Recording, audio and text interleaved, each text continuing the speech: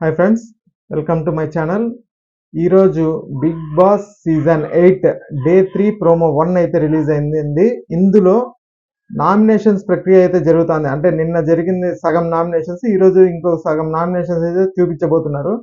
ఇక ఈ ప్రోమోలో అయితే 4 రకాల నామినేషన్స్ అండి చెప్పాలంటే. ఏమంటే ఒకటి వచ్చి సిల్లీగా నామినేషన్స్ చేయడం ఒకటి, ఇంకోటి సీరియస్ నామినేషన్ ఒకటి, ఇంకోటి మూడోది వచ్చి లాజికల్గా నామినేషన్ ఒకటి, నాలుగోది వచ్చి ఎమోషనల్గా నామినేషన్ ఒకటండి. ఈ సిల్లీ సీరియస్ ఇవన్నీ మనము ఈ వీడియోలో అయితే తెలుసుకుందాం. ఎవరు సిల్లీగా చేశారు, ఎవరు లాజికల్గా చేశారు, ఇంకా ఎవరు ఎమోషనల్గా అయితే చేశారు అనేది మనం ఈ వీడియోలో అయితే తెలుసుకుందాం. మీరు ఫస్ట్ టైం మా ఛానల్కి అయితే వచ్చినట్టయితే మా ఛానల్ని అయితే సబ్స్క్రైబ్ చేసుకోండి. అలాగే ఈ వీడియోని అయితే పూర్తిగా చూసి ఆ తర్వాత మీ నిర్ణయాన్ని అయితే కమెంట్ రూపంలో అయితే మాకు తెలియజేయండి. ఇక వీడియోలోకి వెళ్ళిపోదాం. ఇక ఈ ప్రోమోలో సిల్లీ నామినేషన్ అంటే సీతది మరియు బేబక్కది.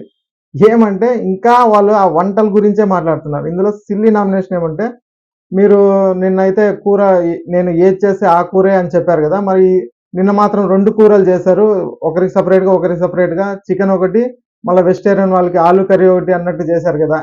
అంటే 2 కూరలు చేశారు కదా అని అంటే దానికి బేబక్క ఎక్స్ప్లెనేషన్ ఇస్తూ, అంటే వెజిటేరియన్స్ కూడా ఉన్నారు కదా, అందుకు వాళ్ళు చికెన్ తినలేరు కాబట్టి నేను ఆలు కర్రీ చేశాను అంటే, మరి నేను కూడా ఎగ్ బుజ్జి వేసుకుంటానంటే మీరు నన్ను కాదన్నారు, కానీ వాళ్ళకి మాత్రం ఆలు కర్రీస్ అవన్నీ చేసి పెడుతున్నారు అనేసి ఒక సిల్లీ నామినేషన్ అయితే ఈరోజు ప్రోమోలో అయితే జరిగింది.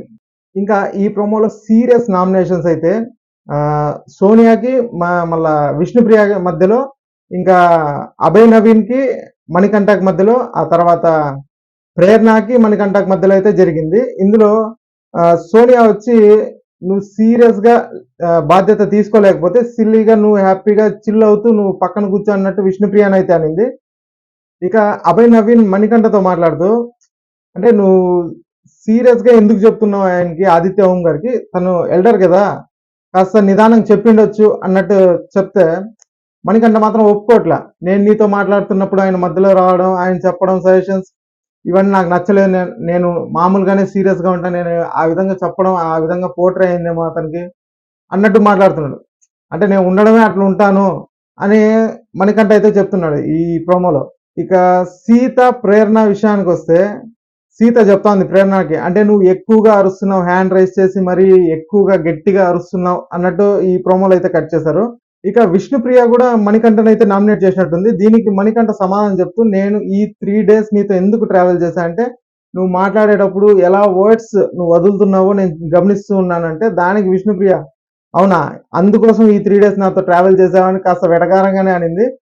అయినా తను ఎట్లా మాట్లాడుతుందో మణికంఠకి దేనికో నాకైతే అర్థం కాలేదు. కానీ ఈ 3 days తనతో ట్రావెల్ చేయడానికి, తను ఎట్లా మాట్లాడుతుందో తెలుసుకోవడానికి మాత్రమే ట్రావెల్ చేసినానని మణికంఠ అయితే అంటున్నాడు. ఇక శేఖర్ భాష వచ్చి మణికంఠనే నామినేట్ చేసినట్టున్నాడు. ఇందులో కూడా శేఖర్ భాష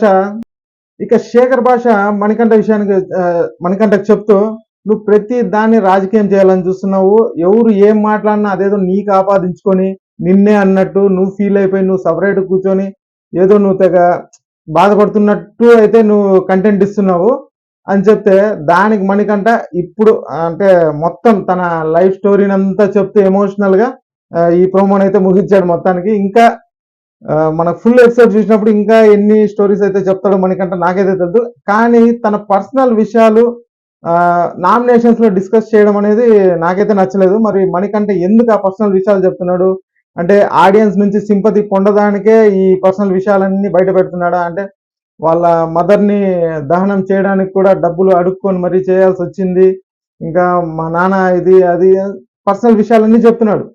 నామినేషన్లో పాయింట్ ఏంది, ఆ మనిషి మాట్లాడేది ఏంది, అస్సలు దానికి దీనికి లింక్ లేదు. కానీ కావాలని మాట్లాడదు. ఏమంటే నామినేషన్స్ కంపల్సరీ చూపిస్తారు జనాలకి, ఇక్కడ చెప్తేనే మనకు సింపతి గెయిన్ అవుతుంది, ఓట్లు పడుతుందని మణికంఠ అయితే ప్రయత్నం చేస్తున్నట్టు నాకైతే అనిపిస్తుంది.